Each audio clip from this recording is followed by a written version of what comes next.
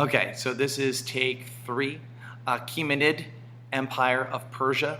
It is not the only empire of Persia, and in fact, in some respects, it's not even the longest serving empire of Persia, but it's the first. It also contrasts really nicely with the Greek city-states. So that is the one I'm going to focus on. The AP exam likely just wants you to understand a general theme, and if necessary, write about one of them. So here's the one you should write about, the Achaemenid. A little background story. A Greek guy, Croesus, is interested in the future of his power and his success and what lay May ahead. So Croesus goes to an oracle. And the oracle of Delphi is challenged. Croesus says, what should I do? Should I go fight the Persians, such as Cyrus the Great, or should I not fight the Persians? And the oracle of Delphi says, whomever wins this great battle shall lead it and rule an empire. Well, Croesus takes that as, well, that obviously defers to the Greeks, and he then challenges Cyrus, who will eventually be Cyrus the Great, to fighting. Cyrus had no desire to fight at the time, but Cyrus is pulled in to engage. Cyrus crushes Croesus, takes Croesus hostage, and becomes, as the Oracle Delphi says, a great leader of an empire. So that actually leads us to Cyrus the Achaemenid, Cyrus the Great. The Achaemenid Empire, and I am going to be looking off notes today, is from 558 to 330 BCE. So that's only, 200 years? But the Achaemenid are the ones who are going to set in motion a tradition of empire, a tradition of centralization, and a tradition of unifying people who actually, geography lay, aren't really unified. So the Achaemenid are very good at what they do, and I think I'll prove that today. The first Achaemenid is Cyrus the Achaemenid, or Cyrus the Great. Cyrus was a member of the Achaemenid clan. There is more than one clan in this general region of Persia. The other major clan are the Medes, M-E-D-E-S. So the Medes and the Achaemenid have always lived in a general similar area close to Mesopotamia. And after generations, Cyrus emerges as a person who's successful in battle conquering the Medes.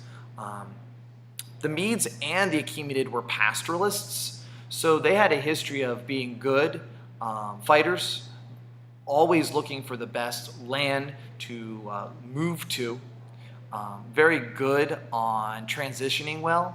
They weren't, the Medes and the Achaemenid, used to sitting on one spot for a long period of time. So this idea of empire is new to them, and to be honest, because they're not used to one spot and relied on one spot well, Achaemenid and Cyrus are really going to be successful.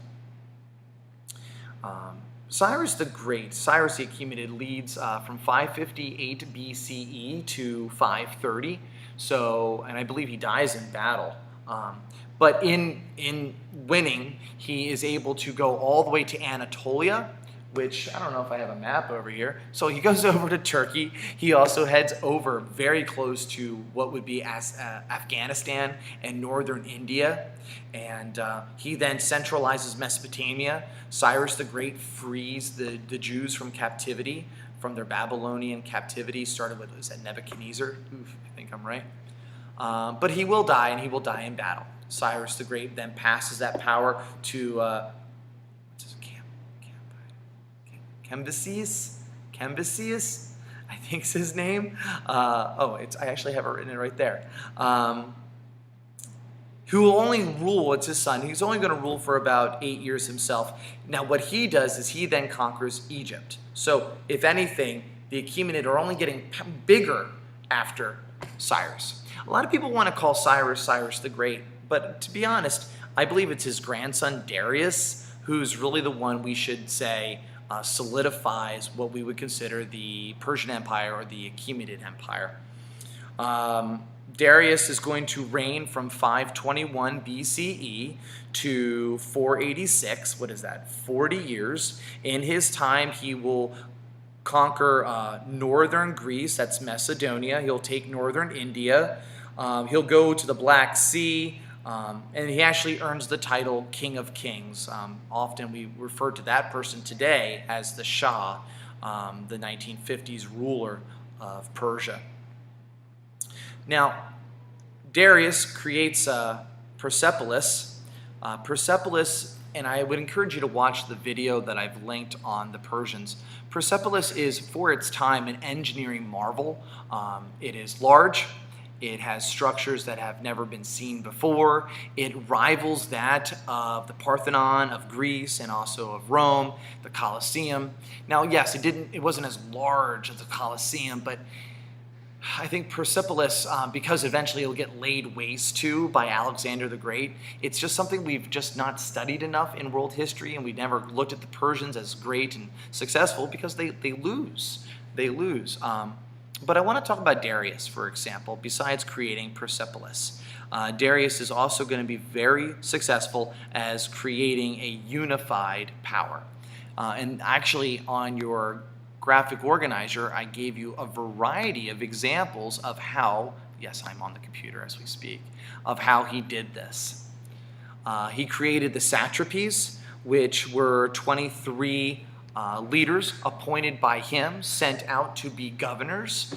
These 23 satrapies were dutiful to him, so that means pyramid of power, but at the same time they were told specifically, do not disturb a lot of the social and economic traditions of the region. So you have 23 satrapies going around the Persian Empire, going all the way where you're ruling over Greeks, where you're ruling over Babylonians, and you're ruling over people from northern India, writing in Sanskrit. Don't tell these people what to do. Just make sure what they do isn't something that the centralized power would be most upset with. So don't necessarily rule with an iron fist, but just the same, the satrapies were also in charge of the army's top generals. So it's a little bit of balance. When the generals, the top generals of the army of that region were led by the satrapies, that means things weren't going to get out of hand. I would liken it to police. Darius created a police force, not a militia-led, army-led military rule. Now, besides the satrapies being spread throughout the empire, not messing up with the traditions, he also created a unified tax system. The taxes could be paid in money and coinage, in bullion. The taxes also could be paid in slaves. But what he did is he created a system of taxation that wasn't arbitrary like tribute. It wasn't like, okay, I'm here, I want your 45 best slaves and I want your 3 best daughters. It was, okay, once a year, you will present me through the satrapies a certain amount of regional wealth, and it could also even be in the form of grain. By creating a uniform tax tradition, the people knew what to expect. And I said this back when we were talking about China. This is leading people through code. This is not leading people through the cult of personality of the leader at the time. And it helps. People usually will support that if they know what to expect. He also created coins that would be able to be used throughout the Persian kingdom. He created the royal road, which the Persian royal road is going to allow travel through the center part of Persian Achaemenid Empire. But that doesn't make it. The royal road, the Persian royal road, makes it sound like there's one road at one place. But that makes it sound like he didn't purposely have a whole transition of highways. And I have it written down. The Persian royal road was 1,600 miles. Good job. But he also built 8,000 miles of highway that linked to that. So It's almost like thinking that the Silk Road was one road at one place at one time. Thinking of the Royal Road and the highways as not like a spider web is poor choice. Now, along the Royal Road, we're going to be postal workers, where every 50 to 100 miles there would be a stop, and there would be refreshments, a new rider, new animals, food and drink. And this postal service allowed for new cities to be born. And actually, this is the same thing that happened with the Great Wall of China. When these postal workers are spread through the Achaemenid Empire, loyalty to the Achaemenid, just like being loyal to the Han, you start to see more urban spots being sprung out through Han China and now through Darius' Achaemenid Empire. The Achaemenid also created a series of qanats, Qanats. This is just a tradition of public works. So the Achaemenid are great at building roads, that is public works. Persepolis, that's public works, just like building the Great Wall of China and building the pyramids. But he also builds the qanats, which were underground, tapping into moving aquifers. So what you were doing is a form of irrigation where you're taking water from these underground, if you want to call them aquifers, because all of basically Persia is on a slope. You would then pull to the side to water underground your agriculture.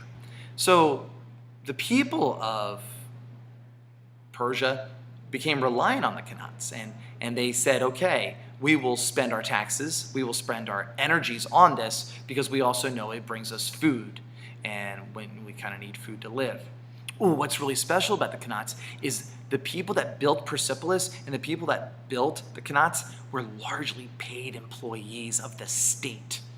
Wow, they weren't slaves. And that is a traditional when we talk about big major public works of unifiers. It's also during this time that iron through the roads and through the public works becomes more and more common. And just like having the iPhone today, when iPhones are more and more common, technology and business can spread easier. Iron, when it's in more of the hands of the general population, you'll have a spreading of technology, a spreading of ideas, a spreading of what we would consider back then industry. People are going to be working with iron, and you're going to have a whole new class of people who are going to not just necessarily be agriculturalists or pastoralists, but people who build things and trade. So the road brings iron brings new careers and jobs, which brings more trade, which it just begets. I said the word. Now, lastly, and I don't want to say this is definitely very important, Darius allowed, and so did his grandfather, allowed religious toleration.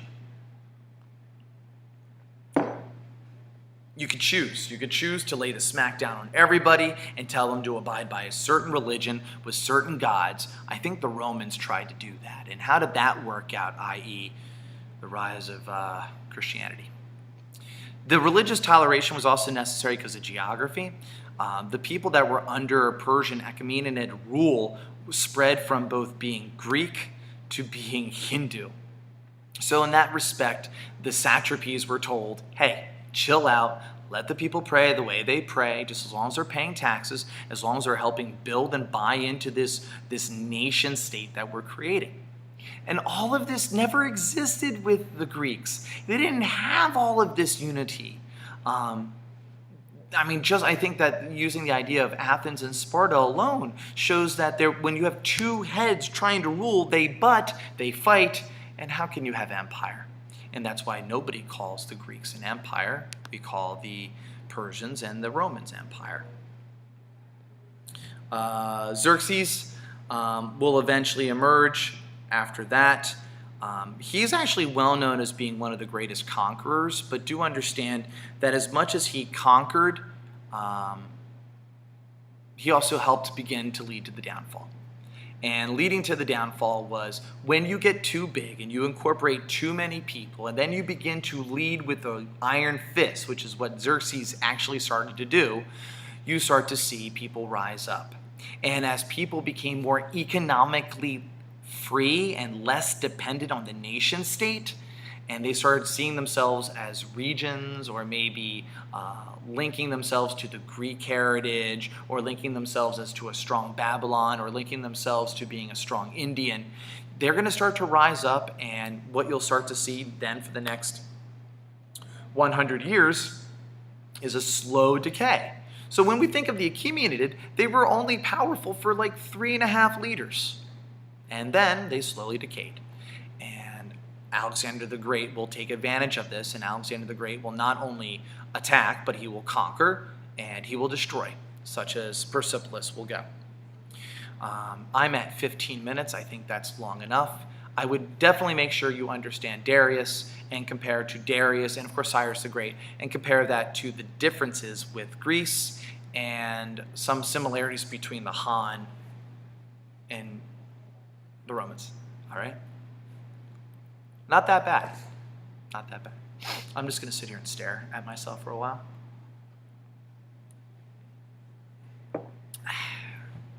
This is for you guys who just like to hit pause for a while. Stare, stare, stare, stare. All right, take care. Bye now.